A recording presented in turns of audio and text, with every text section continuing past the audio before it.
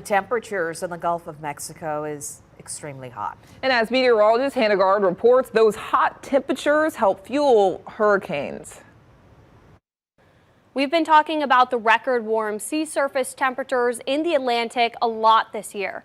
Overall, the Atlantic is the warmest it's been since the records began in 1979. And it's not just the Atlantic that's hot. This week was the hottest the Gulf of Mexico has been on record.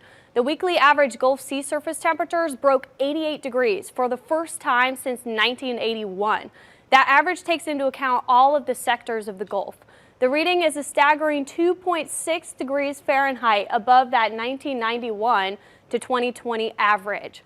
And sea surface temperature readings in the Gulf of Mexico are in the upper 80s and even some 90s offshore in places. These abnormally warm temperatures mean more for us than just the hurricane fuel we typically think of.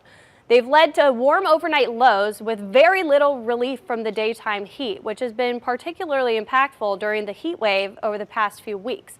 Also, weaker weather systems like the one that caused historic flooding in August of 2016 have more fuel to work with, which can help produce flooding rainfall. So we'll keep an eye out for that this week. Now, warm waters are just one ingredient for tropical cyclone formation. Other factors like wind shear and Saharan dust can impact the tropical environment. This season, we've only seen 5 named storms so far, including the early season unnamed storm in January. It's been 21 days since the last named system in the Atlantic.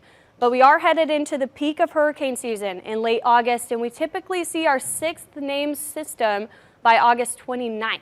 Keep in mind, forecasters are still predicting an above normal season, largely due to the anomalously warm waters. Back to you.